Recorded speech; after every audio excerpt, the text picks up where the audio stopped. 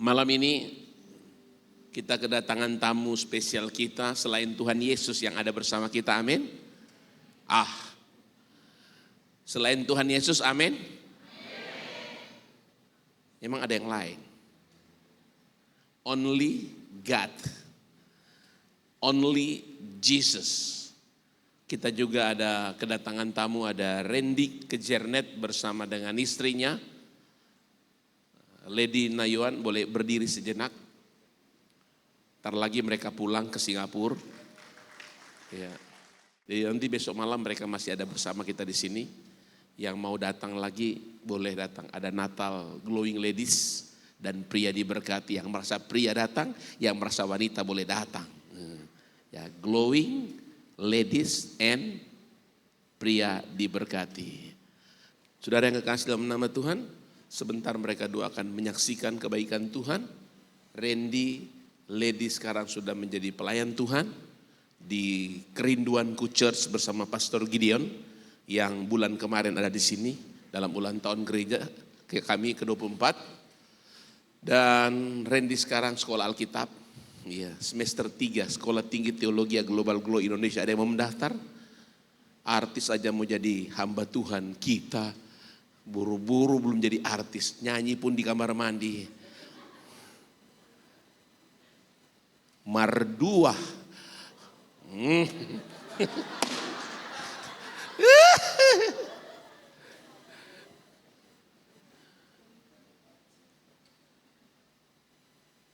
Fals pun gak apa-apa.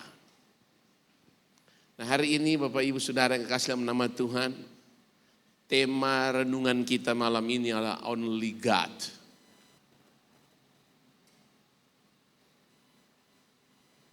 Yohanes 3 ayat 15 dan 16. Boleh ditampilkan? Kita boleh baca sama-sama, 1, 2, 3. Sama-sama, ulang, 1, 2, 3. Supaya setiap orang yang percaya kepadanya beroleh hidup yang kekal. 16. Karena begitu besar kasih Allah akan dunia ini, sehingga ia telah mengaruniakan anaknya yang tunggal, supaya setiap orang yang percaya kepadanya tidak binasa, melainkan beroleh hidup yang kekal. Tunggal. Sama-sama boleh baca dengan saya, 1, 2, 3.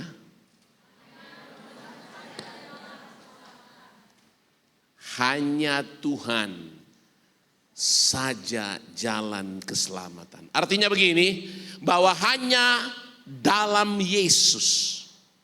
Maka Alkitab katakan, karena begitu besar kasih Allah akan dunia ini, sehingga ia mengaruniakan anaknya yang tunggal, sehingga barang siapa yang percaya kepadanya apa? Tidak binasa, melainkan beroleh hidup kekal.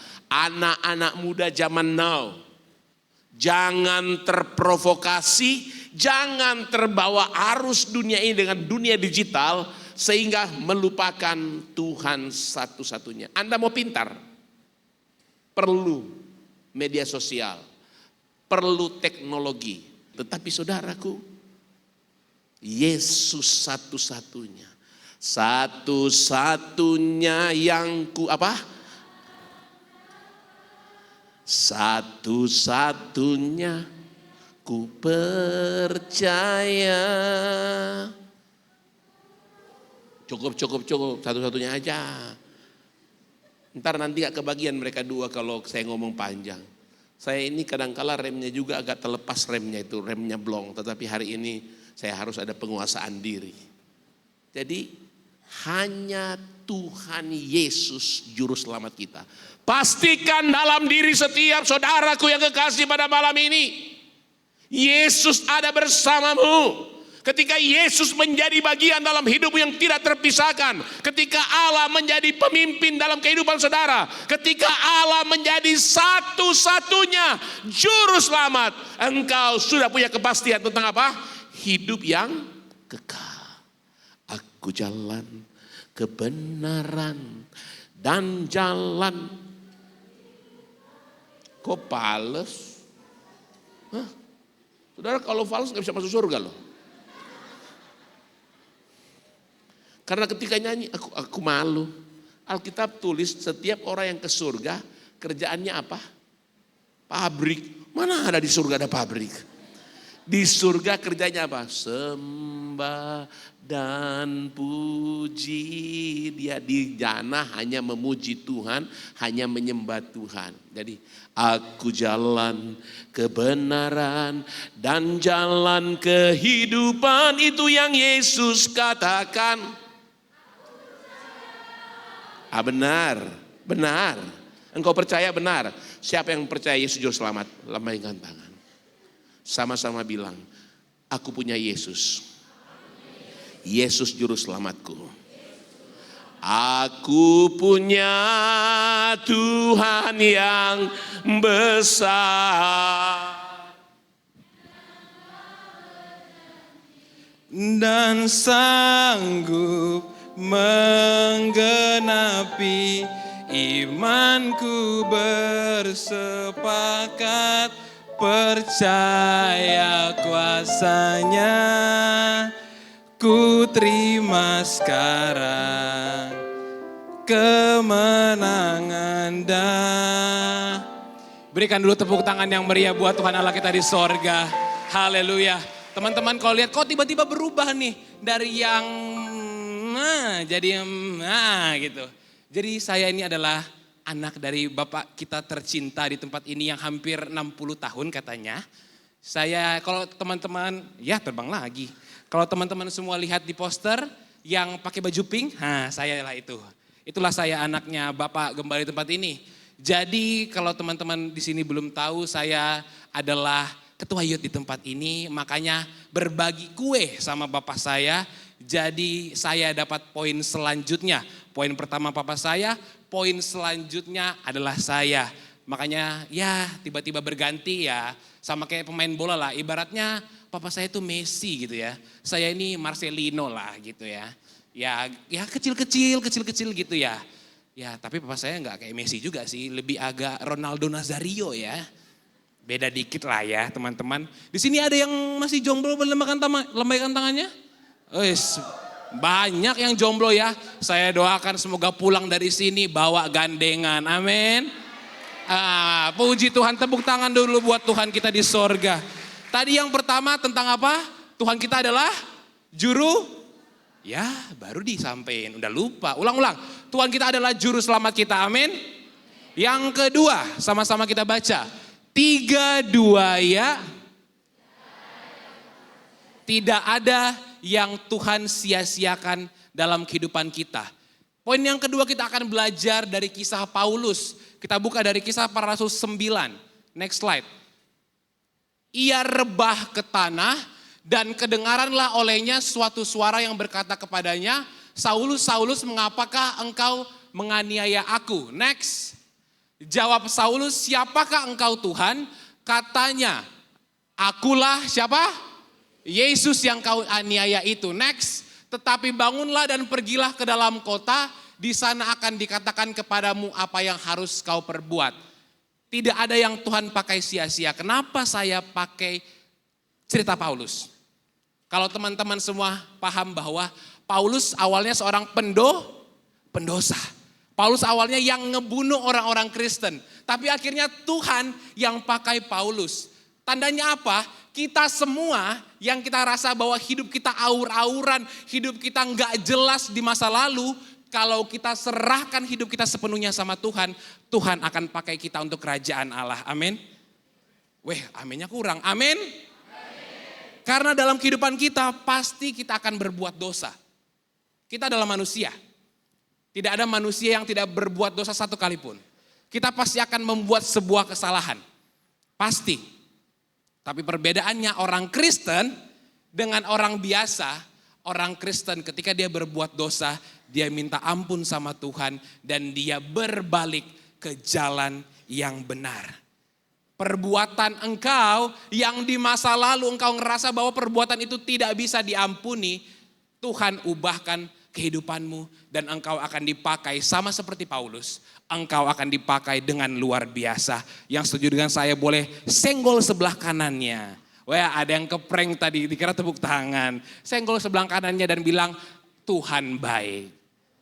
Aha, Tuhan baik. Hari ini saya mau teman-teman semua mengerti bahwa, next slide, bahwa imanmu lah yang akan menentukan jalan hidupmu. Sama-sama baca dengan saya, 3, 2 ya.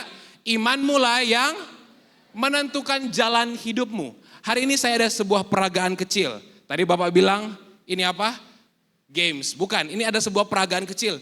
Untuk supaya teman-teman semua di tempat ini, kakak-kakak, abang-abang mengerti kenapa Tuhan bisa pakai kehidupan kita yang pada awalnya kita ngerasa kehidupan kita hancur. Kita sering, contohnya kita selingkuh, kita sering main cewek, kita sering fokusnya sama HP doang pada saat ibadah. Ada saya lihat tuh di belakang lagi buka WhatsApp, bunyi Shopee tadi, tiding. Kita ngerasa bahwa kehidupan kita nggak jelas di awalnya. Ada 5 barang ini, 5 ingredient ini adalah kalau kita mau buat kue, betul? Ada apa nih? Ada garam, ada tepung, ada kayu manis, ada gula, ada coklat. We start from salt. Kita mulai dari garam. Garam ini rasanya manis atau asin? Rasanya manis atau asin? Bener asin atau bener atau bener nih asin? Benar asin. Kita coba ya. Garam kalau 1 sendok teh bakal bikin kangkungmu asin enggak? Oh alah, enggak ada yang pernah masak kangkung. Woi, masak asik semua di rumahnya. Woi, mantap. Kita ulang. Garam kalau dia cuma di ujung sendok teh, cukup enggak buat makan 1 orang? Enggak cukup. Tapi kalau garam sebanyak ini, apakah kelebihan? Kelebihan. Tandanya apa? Garam ini sedikit tapi berpengaruh besar. Betul? Kecil saja tapi berpengaruh besar. Ini melambangkan apa? Kadang-kadang ada peristiwa buruk dalam kehidupan kita yang terjadi 1 kali aja di masa lalu. Tapi sampai sekarang masih berpengaruh. Contohnya, kita dibully gendut. Pada saat SMP dulu. Sampai sekarang kalau kita tengok orang itu, benci kali aku sama dia. Gak mau aku tengok lagi mukanya. Mana mukanya bolong-bolong. Benci kita, benci. Jijik najis gitu. Garam. Peristiwa pas kecil, peristiwa pas masa lalu, masih kita ingat sampai sekarang.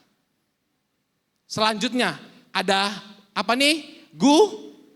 Ada gula, manis atau asin? Manis, sweet. Kalau gula, kita coba kecil aja, sedikit aja, pasti tetap manis. Tapi kalau Bapak Ibu Saudara sekalian, teman-teman yang muda di tempat ini, coba aja 1 sendok full begini. Coba, mau saya coba? Ada yang bilang jangan, sweet banget. Mau dong dikir gitu. Bercanda. Gula, 1 sendok penuh akan terasa apa? Hambar. Kenapa? Karena kalau sedikit berpengaruh besar, kita udah kebiasa dengan yang namanya manis, kita makan banyak-banyak, ujung-ujungnya ada yang namanya resistensi insulin. Jadi kita ngerasa bahwa udah hambar, padahal gulanya banyak banget. Ini melambangkan apa?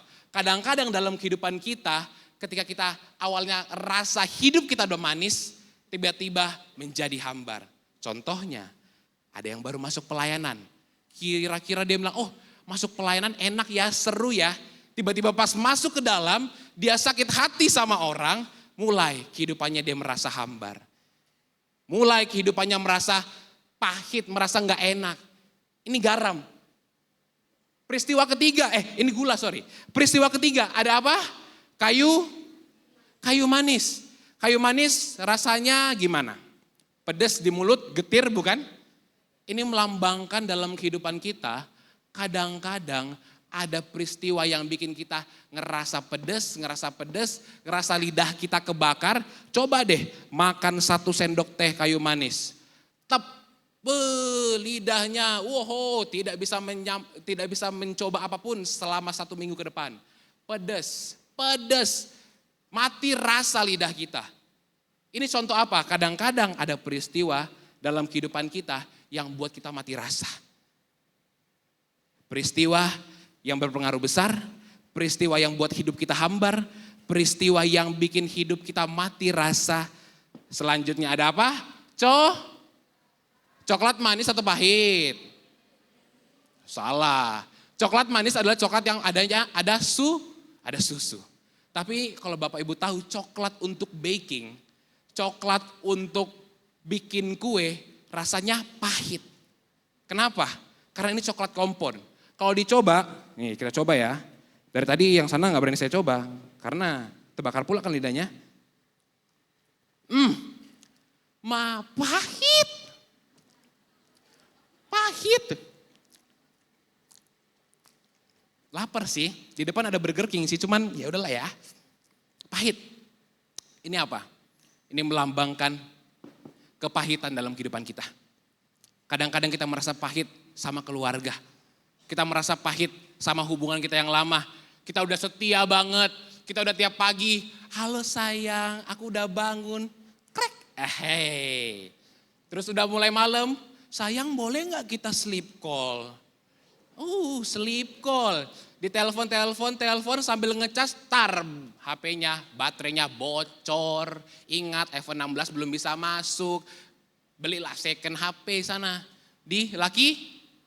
Nah, kan kalau orang Batam tahu aja di mana. Tahu aja di Lucky Plaza. Ini melambangkan kepahitan dalam kehidupan kita. Yang terakhir. Ada yang tahu segitiga biru ini apa?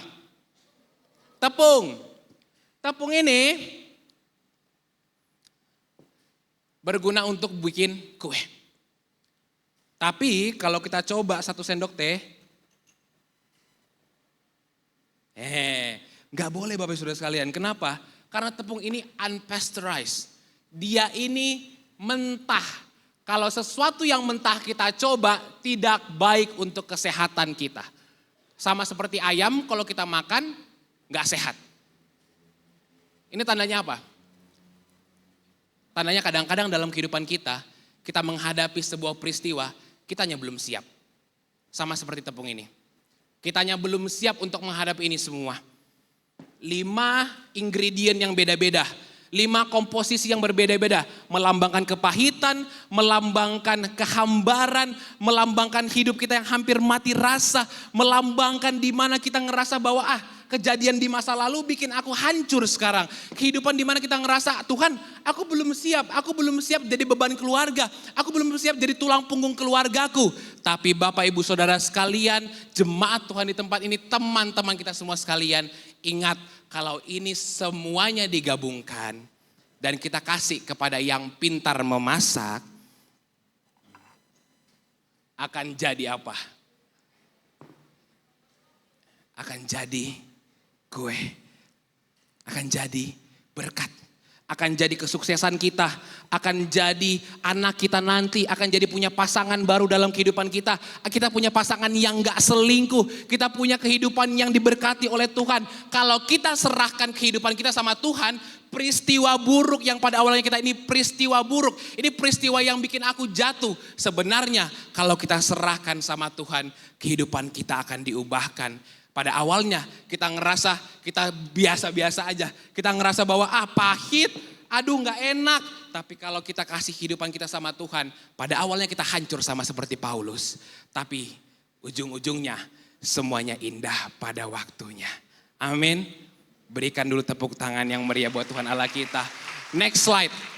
Jadi Bapak Ibu Saudara sekalian harus percaya bahwa Tuhanlah head chef-nya. Which is why I'm saying this today, let him cook. Biarkan Tuhan yang masak. Biarkan Tuhan yang berpengaruh dalam kehidupan kita. Let Jesus cook your life. Biarkan Tuhan ada dalam kehidupanmu. Biarkan Tuhan yang setir. Kalau kita naik bus, bukan kita yang setir. Ada yang naik Trans Batam di sini jadi supirnya? Enggak kan? Kita duduk santai di belakang. Kenapa? Karena kita percaya kalau supir di depan bakal bawa kita ke tujuan yang tepat. Sama seperti Tuhan, kalau kita percaya bahwa Tuhan akan bawa kita ke dalam tujuan yang tepat, akan indah pada waktunya, kehidupan kita pasti akan menjadi berkat. Bahkan sampai kapanpun itu, orang lain bisa membenci kita, orang lain bisa gak suka sama kita. Tapi ingat, Tuhan kita selalu bangga dengan proses yang engkau lakukan. Amin.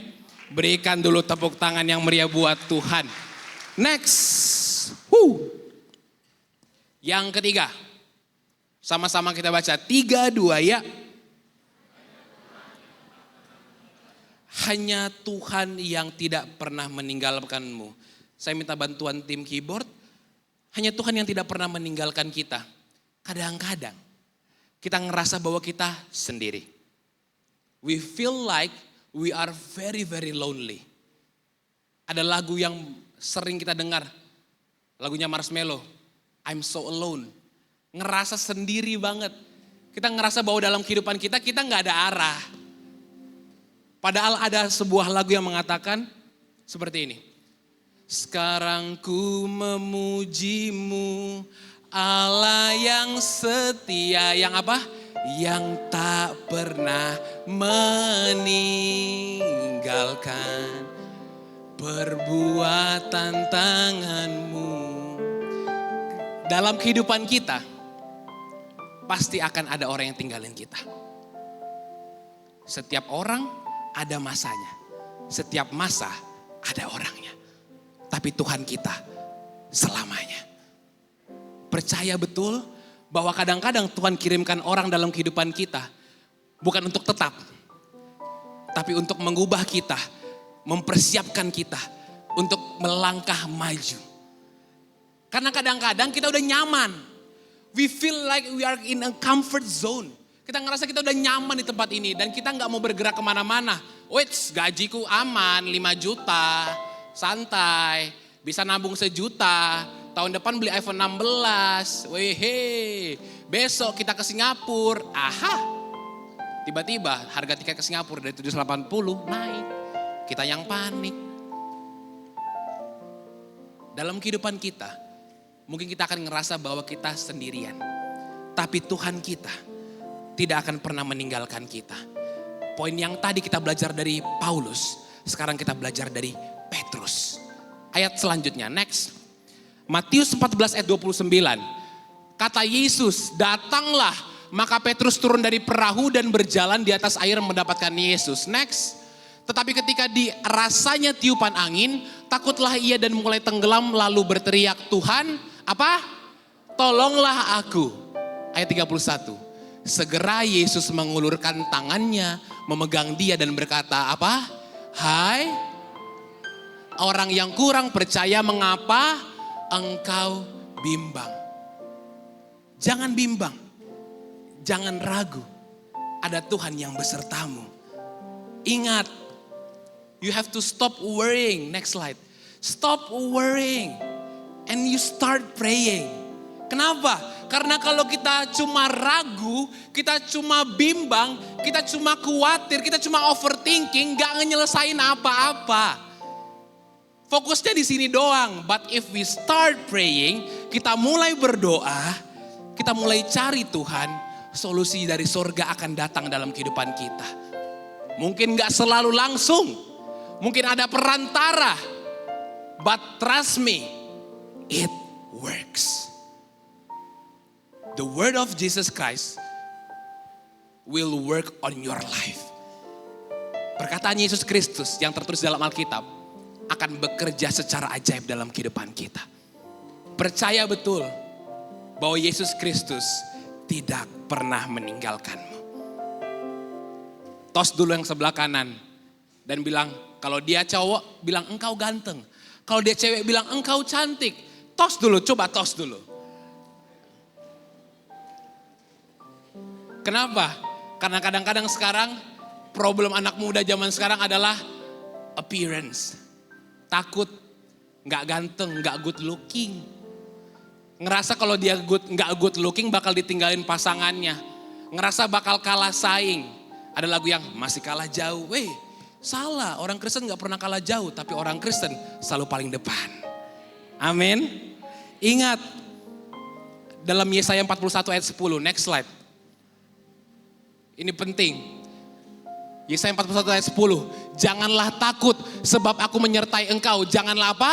Janganlah bimbang sebab aku ini Allahmu. Aku akan meneguhkan bahkan akan menolong engkau. Aku akan apa? Memegang engkau dengan tangan kananku dan membawa kemenangan. He will bring us the ultimate victory.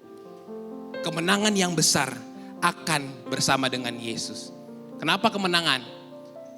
Karena kalau teman-teman percaya dari luar sana, mungkin dari podcast Deddy Corbuzier atau podcast siapapun itu, they will say that life is a race. Mereka akan bilang bahwa kehidupan kita adalah race, lomba lari. For me, it's not a race. Next slide. When you run alone, it's a race. But when you run with God, it's called grace. Why? Grace, God's race. Lomba larinya sama Tuhan. Kalau Tuhan yang lari buat kita, Tuhan kita gak pernah kalah. Tuhan kita adalah pemenang. Makanya ada lagu yang mengatakan, lebih dari pemenang. Apa? Dalam segala perkara, iblis telah dikalahkan oleh apa? Jika Allah di pihak kita. Kita apa? Dari pemenang.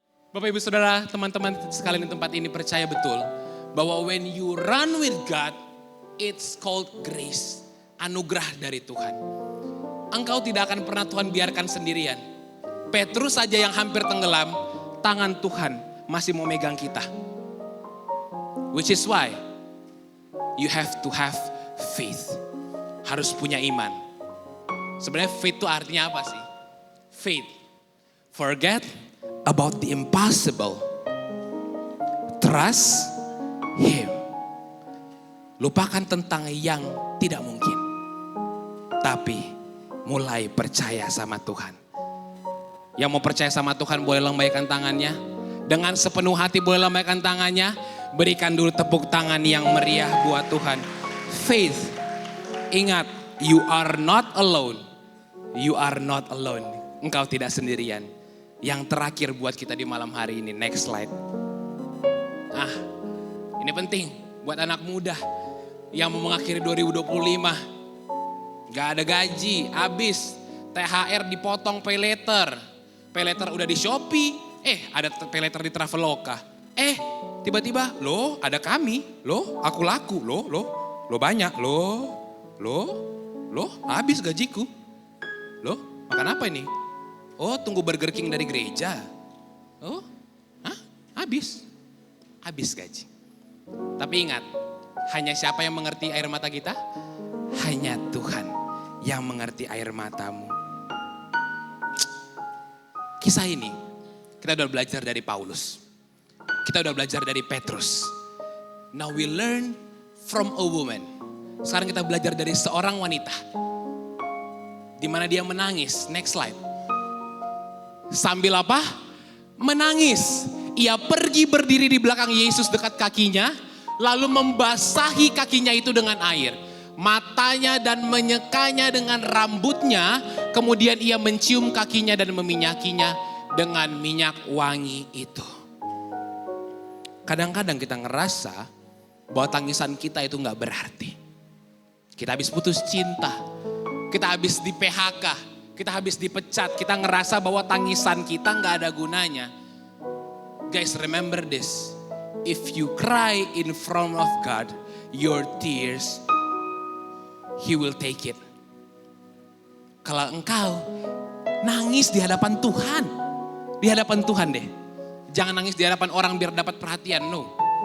Nangislah di hadapan Tuhan. Ketika engkau nangis di hadapan Tuhan, Tuhan akan kumpulkan air matamu. Di Mazmur 56 ayat 9 mengatakan seperti ini. Next. Sengsaraku, sama-sama kita baca 3, 2 ya. Sengsaraku, engkaulah yang menghitung-hitung air mataku. Kau taruh ke dalam kirbatmu. bukankah semuanya telah kau daftarkan? Peragaan selanjutnya. Kadang-kadang kita ngerasa dalam kehidupan kita ngerasa bahwa kehidupan kita mulai hancur. Kita ngerasa bahwa 2024 ini aku gak bikin apa-apa. Cuma fokus kerja, fokus belajar. Tapi aku malah dicap beban keluarga. Aku malah dicap gak sukses. Aku gak bisa bahagiakan orang tuaku di kampung. Aku gak bisa bahagian keluargaku yang bahkan ada di sini. Bahkan untuk diri sendiriku, aku pun gak cukup. Then we start to cry. Kita mulai nangis. Dan kita ngerasa bahwa air mata kita sia-sia. Tapi ingat poin yang kedua tadi, tidak ada yang sia-sia di hadapan Tuhan. Ada 4 di mana tangisan kita, ini ibarat tangisan kita yang Tuhan kumpulkan. Ada kesedihan, tangisan karena kita sedih. Ada tangisan karena hubungan kita. Ini tangisan kesedihan apa? Kita sedih, kita habis dipecat. Kita sedih, uang kita habis. Kita sedih, kehidupan kita hancur. Kita sedih, kita gak punya baju baru untuk Natal ini. Then you have relationship, hubungan. Tangisanmu karena hubungan. Engkau lagi jalan di Grand Mall, lagi pengen nonton Moana 2. Tiba-tiba di studio yang sama, pacarmu yang bilang gak bisa nonton, tiba-tiba dia nonton sama teman sekerjanya, dia pelukan. And then you cry. Hubungan. And the next, amarah. Ini amarah. Tangisan karena apa? Tangisan karena kita marah. Marah bukan karena apa? Marah karena situasi kita ngerasa bahwa situasi kita gak sanggup. Kita ngerasa aku gak cukup Tuhan. Aku ngerasa bahwa kehidupanku prosesnya gini-gini aja. Aku ngerasa gak ada progres. Cuma proses, mana progresnya Tuhan. Tapi Tuhan tampung air mata amarahmu. Dan the last one, masa lalu. Tangisan karena kita melihat mama kita dipukulin papa kita. Tangisan ketika kita pas kecil jatuh. Lutut kita luka. We still remember that cry. Tangisan pas kecil. Di mana tiba-tiba kekayaan orang tua kita diambil. Karena hutang terlilit bank. 4 tangisan ini Tuhan kumpulkan di kirbatnya. Kenapa Tuhan kumpulin? Why? Kenapa harus Tuhan kumpulin? Tuhan ini kita aneh. Tuhan kita kenapa aneh banget nih? Aneh banget. Kenapa harus dikumpulin tangisan-tangisan kita? Kita gak bisa mengerti ayat 56, ayat 9 ini. Kalau misalnya kita gak hafal Mazmur 126-nya. Next slide. Di mana Mazmur 126 mengatakan seperti ini. Orang-orang yang menabur dengan mencucurkan air mata akan menuai dengan sorak-sorai. When you cry, Tuhan akan masukkan itu dalam resepnya. Kesedihanmu, hubunganmu, tangisanmu. And then apa? Amarahmu. Engkau marah sama orang tuamu. You're very angry. You hate your parents. You hate your ex. Kau benci semuanya. Engkau benci masa lalumu. Engkau benci orang yang membuli dirimu dulu. Tapi Tuhan masukkan itu dalam resep di masa depanmu. Sekarang terkesan kosong. Terkesan kosong. It's empty. Tapi di waktu yang tepat. Di waktu yang tepat. Dari gelas yang kosong ini, dari pot yang kosong ini,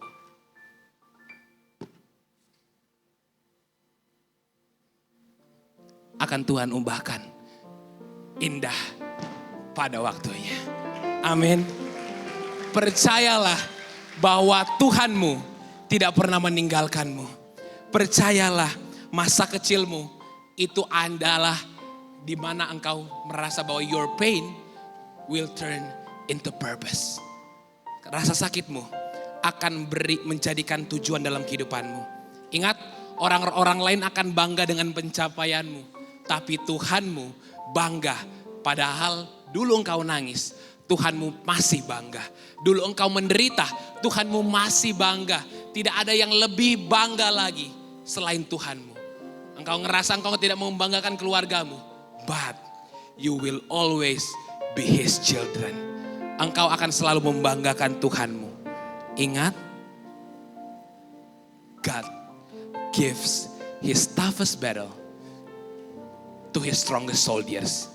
Tuhan kasih tantangan yang berat untuk prajurit-prajuritnya yang paling kuat. Di hari ini kita belajar bahwa semuanya hanya Tuhanlah yang sanggup. Dan ketika Tuhan sanggup mengubahkan kehidupan kita, semuanya akan indah pada waktunya. Berikan dulu tepuk tangan yang meriah buat Tuhan Allah kita. Mari kita bangkit berdiri. Dan kita nyanyikan lagu. Allah mengerti, Allah peduli segala persoalan yang kita hadapi.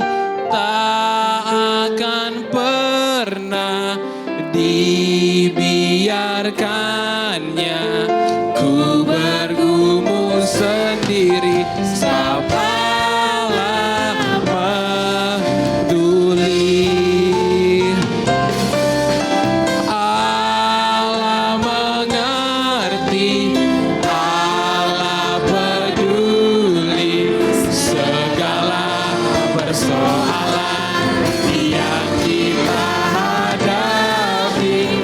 Tak akan pernah dibiarkannya ku bergumul sendiri, sebab Allah peduli. Hanya WL dan Singer saja. Jemaat Tuhan, tundukkan kepalamu. Dan engkau renungkan apa saja yang telah terjadi dalam tahun 2024 ini. Ini sudah hari ke-7 di bulan terakhir. Tersisa 24 hari lagi. Renungkan apa yang telah engkau lakukan selama 2024. Mau itu peristiwa baik, peristiwa buruk. Kalau itu peristiwa baik, engkau bersyukur sama Tuhan. Kalau itu peristiwa buruk, engkau minta ampun sama Tuhan. Masih WL dan Singer saja. Engkau renungkan. Dan engkau katakan sama Tuhan, Tuhan, Natal ini adalah ulang tahun engkau. This is your birthday. Ini Natal adalah ulang tahun Yesus. Kadang aku yang minta sama Tuhan. Tapi sekarang aku mau tanya sama Tuhan. Tuhan, engkau minta apa dalam kehidupanmu? Renungkan. Dan renungkan. Ku bergumul sendiri, sebab Allah peduli. Engkau gak usah lihat kanan kiri. Engkau tundukkan kepalamu. Saya percaya di tempat ini jemaat Tuhan semua percaya bahwa Tuhan kita adalah ahli membuat sesuatu yang tidak mungkin menjadi mungkin. Dan saya percaya bahwa anak muda di kota Batam ini bukan anak muda yang gampangan, bukan anak muda yang gampang diremehkan, tapi anak muda yang sukses, dan sukses engkau akan menjadi kepala, bukan ekor.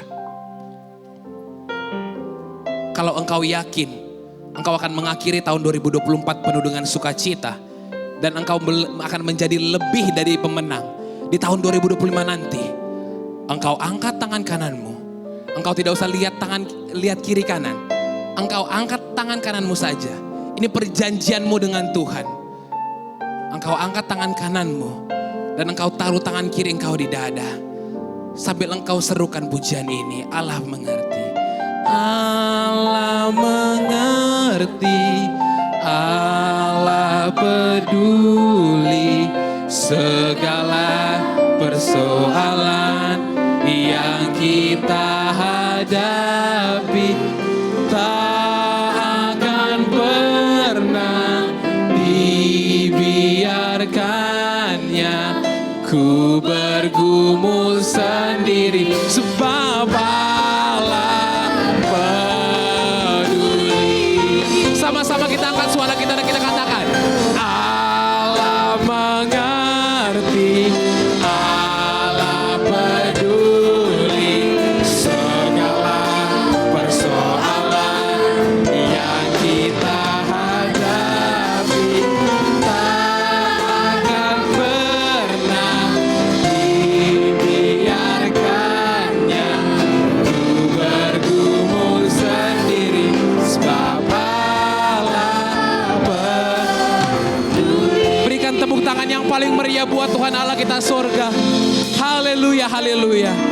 Engkau tundukkan kepalamu, engkau pejamkan matamu, dan kita akan berdoa bersama-sama di tempat ini. Bapa kami yang bertahta dalam kerajaan surga, Yesus Kristus Sang Juru Selamat kami yang hidup, Roh Kudus yang sejati, yang tidak pernah meninggalkan kami untuk melalui tahun 2024 ini penuh dengan sukacita dan sorak-sorai. Di hari ini kami memahami bahwa hanya Yesuslah, hanya Tuhanlah yang dapat sanggup mengubah kehidupan kami. Dan kami percaya bahwa Tuhan kami tidak akan pernah meninggalkan kami, tidak akan membuat kami sia-sia. Tuhan yang sama juga akan menyelamatkan kami. Tuhan yang sama juga akan mengerti tangisan air mata kami. Bapa, this is your birthday. Ini ulang tahun Engkau. Kadang-kadang di Natal ini kami minta hadiah sama Engkau. But today, hari ini, kami yakin untuk mengikrarkan ini kepada Engkau. Tuhan, what do you want from my life? Apa yang Engkau mau dalam kehidupanku? Tuhan, tahun ini aku rendahkan egoku. Dan aku bilang sama Engkau, Tuhan, apa yang Engkau mau dalam kehidupanku? Aku tahu Tuhan, 2024 terasa berat. Mungkin tahun ini Engkau biarkan kami agar menjadi kuat untuk menerima berkat yang ajaib di tahun 2025 nanti. Terima kasih Bapa. Kami percaya bahwa firman-Mu di hari ini akan membekas dalam hati kami. Bukan hanya sekedar omongan lewat saja, tetapi iman-Mu ini yang Kau tanamkan dalam hati kami akan berbuah lebat.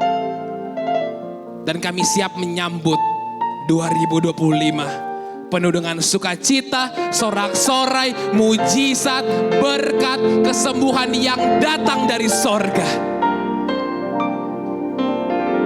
Terima kasih Bapa atas firman-Mu di hari ini. Sekarang kami akan memberikan persembahan kami yang kedua. Tuhan berkati agar persembahan ini dapat menjadi berkat dalam kehidupan kami. Dan setelah persembahan kedua ini, kami siap untuk mendengarkan kesaksian dari bintang tamu kami. Kami siap untuk memberi. Hanya dalam nama Yesus Kristus, Tuhan dan Juru Selamat kami yang hidup. Sama-sama semua kita katakan, amin. Kita akan mendengarkan kesaksian hidup mereka. Dua hamba Tuhan muda ini. Mereka juga adalah penatua di gereja Kerinduan Ministry, Kerinduan Church di Jakarta. Gembala seniornya mereka itu Pastor Gideon Simanjuntak. Kalau Anda berkesempatan ke Jakarta, mampirlah di Arta Gading Mall, ya kan? Jam 8, 11, jam 2 siang. Pasti ketemu dengan mereka. Kalau nggak sempat foto malam ini, berangkat sana ke Jakarta, pesan tiket Lion. Kalau malam ini sudah nggak sempat foto, besok malam kita masih ada di sini dalam ibadah perayaan Natal, dan besok siang juga sesi yang kedua ibadah, mereka juga akan bergabung dengan kami di tempat ini. Bapak Ibu, terima kasih untuk doanya, terima kasih untuk pengurus youth dan teens yang sudah menyelenggarakan acara ini, dan sekali lagi terima kasih buat Tuhan Yesus, kepala gereja kita. Natal kita tanggal 24 malam di tempat ini dan 25 Desember. Bagi yang berkesempatan bergabung dalam ibadah 24 malam dan tanggal 25 pagi di tempat ini, 24 malam itu jam 7, sedangkan tanggal 25 jam 8 pagi dan jam 10 pagi. Sisanya KKR, kunjung rumah. Tidak memperpanjang waktu. Anak Batam kalau jam 9 masih pagi. Anak Batam kalau jam 9 masih pagi. Masih pada di agam di situ. Yang angkringan-angkringan itu. Makan Indomie, telur dan sebagainya. Itu anak Batam. Waktu dan kesempatan saya berikan kepada Lady dan Randy. Berikan dulu aplaus yang. Terima kasih Om.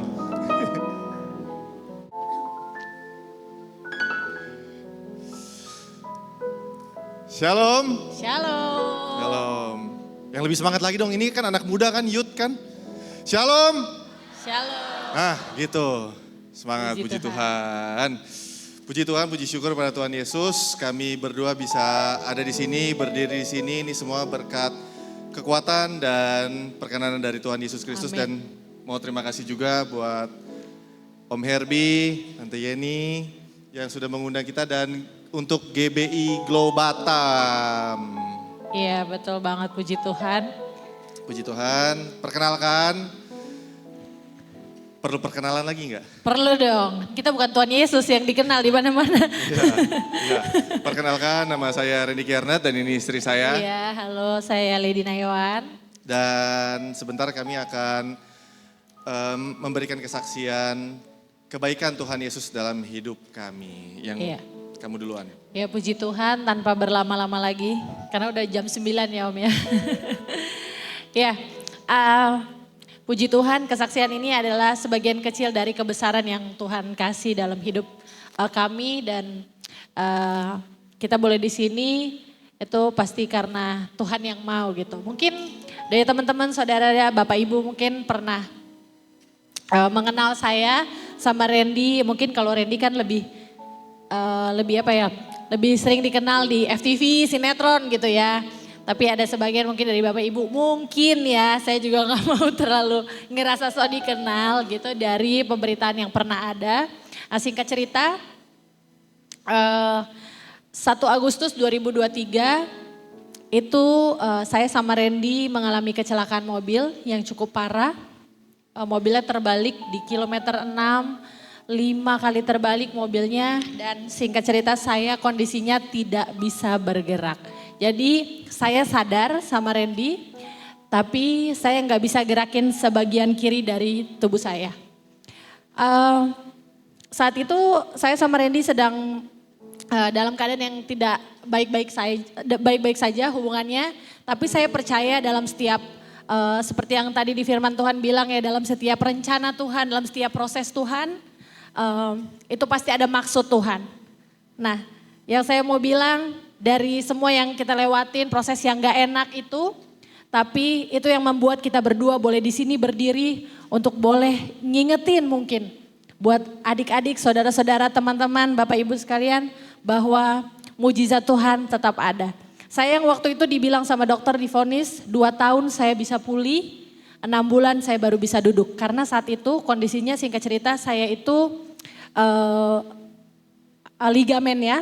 Yang dekatan sama otot itu, ligamen saya itu robek dari, kalau di lehernya kalau ada dokter, C3, lumbal saya, rusuk saya, ke-6 itu fracture sampai mata kaki saya patah.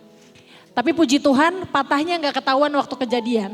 Karena saya takut banget dioperasi dan singkat cerita, saya bisa duduk dalam 2 minggu, dalam 2 bulan saya lepas dari kursi roda, dan juga dari tongkat. Dan saya percaya itu bukan karena kuasa saya, itu saya percaya karena saya sama Randy ada dalam bubble-nya Tuhan.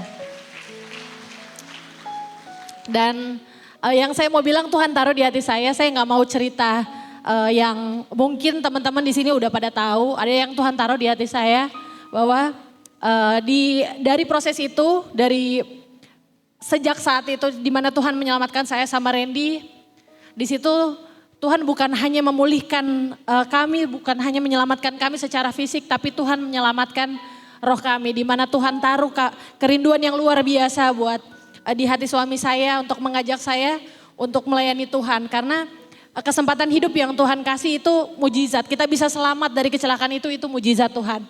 Dan yang Tuhan taruh di hati saya malam ini mau sharing sama teman-teman muda di sini. Saat itu saya umur 32 tahun.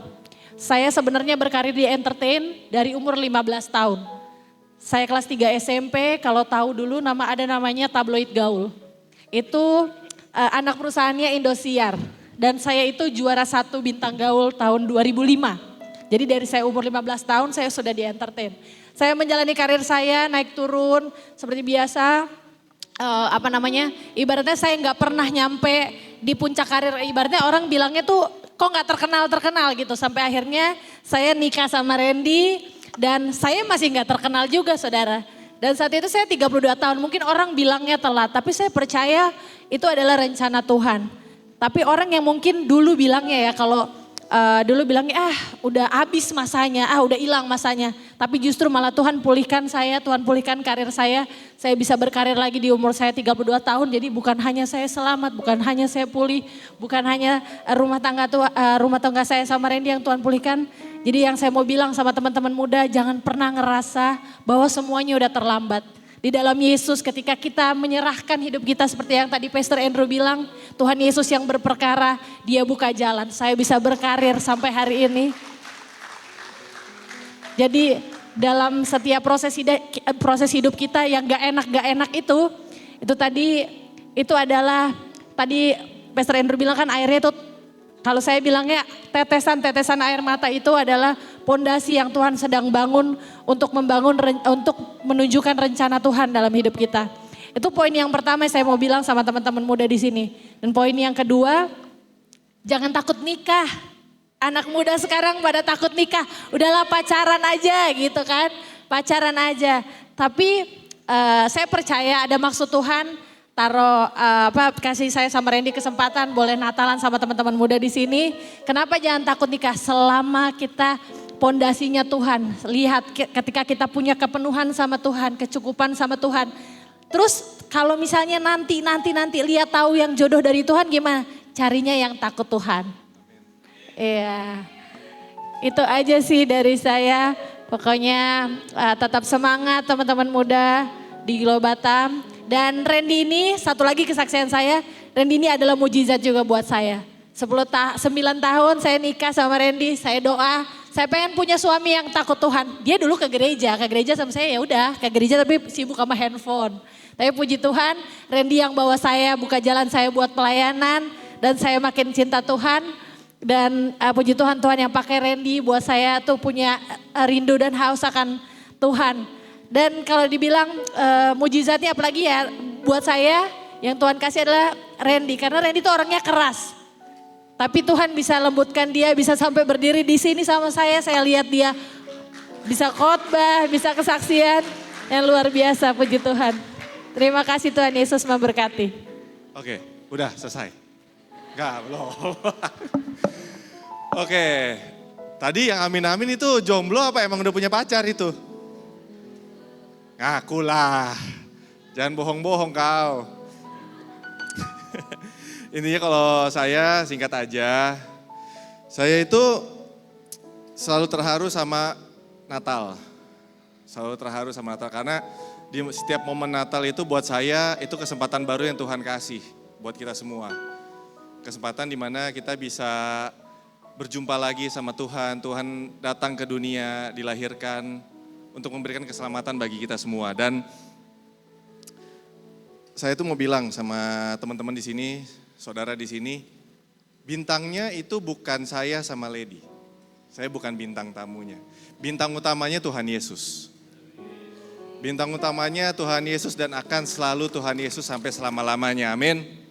Amin. Dan saya sama Lady bisa berdiri di sini bukan karena keartisan saya dan Lady, bukan karena kekuatan saya dan Lady, bukan karena kehebatan kita, bukan karena nama kita, tapi karena Tuhan Yesus yang ada di dalam kita.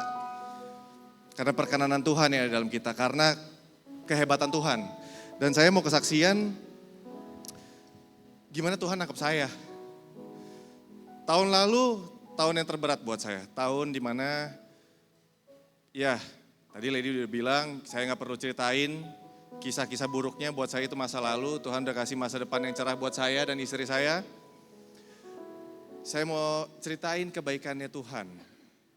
Tahun lalu tahun yang terberat buat saya. Saya pikir semua yang saya sudah kerjakan, semua yang saya sudah buat selama ini, karir saya, nama baik saya, semuanya itu udah hancur. Semuanya udah sia-sia, semuanya udah gak ada harapan lagi. Tapi Tuhan tangkap saya. Tuhan tangkap saya pikir, wah saya orang gagal. Saya orang yang sudah berdosa, saya udah buat perbuatan-perbuatan yang gak berkenan di mata Tuhan. Saya ini udah gak pantas lagi. Bahkan saat saya ditelepon sama Pastor Gideon, saya ingat banget Pastor Gideon telepon saya, dia nanya kabar saya saat itu. Saya cuma tanya sama dia, Kak saya masih boleh ke gereja? Masih boleh gak sih? Saya masih pantas gak? Saya masih boleh gak sih ke gereja? Tuhan masih perbolehkan saya gak? Saya masih layak gak? Karena saya sendiri, karena dosa saya, karena kelakuan saya ngerasa saya udah gak layak lagi buat ketemu sama Tuhan. Saya ngerasa saya itu udah gak sayang sama Tuhan. Karena perbuatan saya, Tuhan udah gak sayang lagi sama saya. Karena perbuatan saya udah gak layak lagi untuk datang di hadapannya Tuhan. Saya ngerasa Tuhan udah gak bisa maafin saya lagi. Tapi itu, Tuhan tangkap saya lewat kata-katanya Kak Gideon. Tuhan itu gak pernah ninggalin kamu. Tuhan itu gak pernah ninggalin kamu sedetik pun. Tuhan itu selalu ada di samping kamu. Kalau kamu mau ke gereja aja. Itu rumah Tuhan, bukan rumah manusia. Tuhan itu selalu nerima kamu. Dan yang saya rasain, iya, saya datang ke gereja, saya takut. Saat itu ibadah kaum perempuan. Kaum perempuan ibadahnya temanya resesi ekonomi. Bayangin kaum perempuan, ibu-ibu bahasnya resesi ekonomi, bahasnya hepeng. Pasti kebayang dong ya, saya saat itu pasti lagi dibenci-bencinya sama ibu-ibu. Saya duduk paling belakang. Kak Gideon khotbahnya gak ada yang nyambung sama permasalahan hidup saya, tapi saya nangis. Dari Kak Gideon mulai saya nangis. Sampai ibadah selesai saya nangis. Saya nangis bukan karena saya ngerasa keintimidasi. Bukan karena saya ngerasa, wah Tuhan marahin saya. Enggak. Justru saya ngerasa, kok saya diterima di rumahnya? Kok saya diterima lagi sama Tuhan? Padahal saya udah buat salah. Saya udah pergi jauh. Saya udah ngaco. Saya udah gagal. Tapi Tuhan terima saya. Dan saya mau bilang sama teman-teman, bukan Tuhan yang gak sayang sama kita. Atau bukan kita yang suka ngerasa, saya gak sayang sama Tuhan, mungkin saya kurang sayang sama Tuhan. Tapi mungkin karena kita suka gak ngerti, kita masih belum paham seberapa besar Tuhan sayang sama kita. Kalau kita ngerti besarnya Tuhan sayang sama kita, kayak saya, akhirnya saya ngerti seberapa besar Tuhan sayang sama hidup saya, hidup istri saya, hidup keluarga saya. Gak ada alasan lagi buat saya tuh gak sayang sama Tuhan. Saya gak ada alasan lagi, saya gak akan mikir alasan-alasan lagi untuk buat dosa. Gak ada alasan lagi buat saya untuk ngapain ngelayanin Tuhan, capek. Mendingan syuting, cari duit. Mendingan hari Minggu makan-makan sama keluarga. Mendingan hari Minggu, udahlah enakan gue syuting, dapat duit. Ke gereja gue gak dapat duit, pelayanan gue gak dapat duit. Kalau kita sadar, dia datang ke dunia buat kita loh. Saya baru sadar Tuhan tuh datang ke dunia buat saya, buat saudara, buat kamu. Tamu istimewa, datang ke dunia, lahir, disalibkan, nebus setiap dosa kita. Jadi gak ada alasan lagi. Kebayang gak sih? Saya gak mungkin tiba-tiba, Om Herbie deh, Randy, saya mau disalib buat kamu atas kesalahan. Gak ada manusia yang mau disalibkan untuk manusia lain. Tapi Tuhan datang ke sini untuk disalibkan buat kita supaya kita selamat. Dan itu saya baru sadar saat Tuhan nangkep saya, Tuhan yang taruh di hati saya. Roh Kudus tuntun saya, puji Tuhan. Supaya saya tunduk, saya punya kerendahan hati. Tadi seperti yang benar Pastor Andrew bilang, kadang masalah itu pahit, pedesnya ada, gak enaknya ada. Nangisnya banyak, apalagi anak muda. Galaunya banyak. Galaunya lebih banyak dibanding duitnya. So pasti ya. Tapi ingat, kalau Tuhan bisa tangkap saya bisa dikasih, saya bisa kasih mula-mulanya lagi sama Tuhan. Saya bisa diubahkan, bukan cuma hati saya yang diubahkan. Kehidupan saya yang saya pikir nama saya udah hancur, pekerjaan saya udah selesai, karir saya udah selesai. Karena kesalahan saya pikir Tuhan udah buang saya. Tapi Tuhan peluk saya. Tuhan kembalikan berlipat kali ganda semuanya. Tuhan ubahkan hidup saya, Tuhan angkat hidup saya, Tuhan angkat hidup keluarga saya. Jadi buat saudara-saudara, kalau saya nih, Randy Kernat, yang 2023 mungkin salah satu orang yang paling dibenci, orang paling gagal, laki-laki gagal, suami gagal, bapak gagal. Tapi Tuhan bisa ubahkan. Bukan karena sayanya, bukan karena Randy-nya, tapi Tuhan kita, Tuhan Yesus Kristus itu besar. Kalau saya bisa diubahkan, kamu, Bapak Ibu Saudara bisa diubahkan hidupnya. Tuhan Yesus bisa pulihkan setiap hidup Bapak Ibu Saudara. Tuhan Yesus bisa balikan lagi keadaan Bapak Ibu Saudara yang mungkin sekarang jatuh, tapi Tuhan bisa angkat. Tadi istri saya udah bilang, dulu dia berkarir, dia pikir karirnya udah selesai, tapi Tuhan kasih kesempatan lagi. Jangan pernah mau nyerah. Saya cuma bisa bilang dari kesaksian saya ini, Tuhan itu sayang sama kita. Sadar, tolong sadar. Jangan cuma ke gereja, pengen berkatnya. Jangan cuma pengen ke gereja supaya dibilang jadi orang Kristen yang baik. Tapi jadi orang Kristen yang sayang sama Tuhan. Karena Tuhan yang lebih sayang sama kita duluan. Dan terakhir, waktu kan berlalu cepat banget ya. Gak berasa, udah Desember, tadi Om Herbie udah bilang, gak berasa udah Desember. Bentar lagi akhir tahun, ganti tahun 2025. Sama-sama, kalau saya sama istri, kita selalu renungin, tahun lalu Desember kita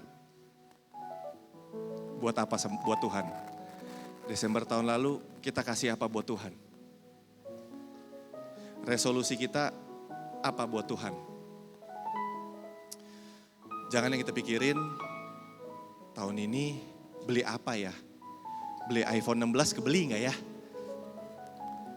Beli apa ya? Tapi coba kita ingat tahun ini, Desember ini Tuhan kasih kita kesempatan sekali lagi.